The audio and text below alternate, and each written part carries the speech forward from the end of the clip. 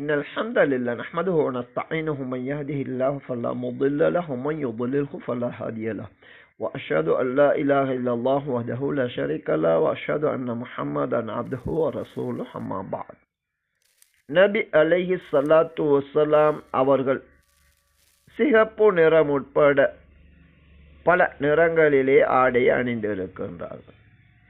இந்த பின்னணியில் வெள்ளை நிற ஆடைதான் அணிய வேண்டும், அது சிறப்பானது என கூறுவது எந்த அளவு சரியானது, இது பற்றிய விளக்கம் என்ன என்று அடுத்து ஒரு கேள்வி தொடுக்கப்பட்டுள்ளது.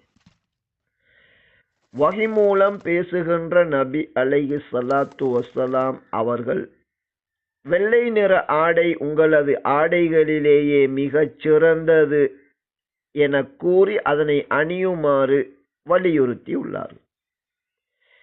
எனவே வெள்ளை நிற ஆடை அணிவதென்பது அல்லாஹ்வின் பார்வையில் சிறப்பானது, உயர்வானது. அதே நேரம் நபி அவர்களும் அணிந்திருக்க ஏனைய நிறங்களிலே ஆடை அணிவது தடுக்கப்பட்டதா என கேட்டால் நிச்சயமாக அப்படி கிடையாது. வேறு மதங்களில் விசேடமாக அணியப்படுகின்ற நிறங்களை தவிர எந்த ஒரு நிறங்களிலும் நாம் ஆடை அணியலாம். நபி அவர்களும் அவ்வப்போது சிகப்பு உட்பட வேறு நிறங்களிலே ஆடை அணிந்திருக்கின்றார்கள். நபியோ நபியின் காலத்தில் நபி தோழர்களோ ஒரு விடயத்தை செய்திருந்து அது தடை செய்யப்படாவிட்டால் அது ஆகுமானது என்பது அதன் சட்டமாகும். எனவே வெள்ளை அல்லாத நிறங்களிலே ஆடை அணிவது அது ஆகுமானதாகும். அதே நேரத்தில் வெள்ளை ஆடை அல்லாஹ்வின் பார்வையில் சிறந்தது, உயர்வானது என்பது நபி அதனை வலியுறுத்தியதன் மூலம் தெளிவாகின்றது.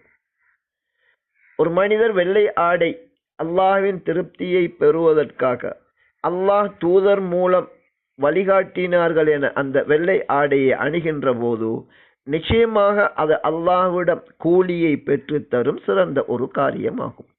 ஆகவே வெள்ளை ஆடை அணிவதென்பது சிறப்பானது, இஸ்லாத்திலே வரவேற்கத்தக்கது, நன்மை பெற்று தரக்கூடியது. ஏனைய நிறங்களில் ஏனைய மாற்று மதங்களில் உள்ளவர்களுக்கு ஒப்பாகின்ற நிலை இல்லாமல் ஏனைய நிறங்களில் நாம் ஆடை அணிவோம் என்றால் அது இஸ்லாத்திலே அனுமதிக்கப்பட்டது, தடை கிடையாது என்பதே இஸ்லாமிய சட்டமாகும்.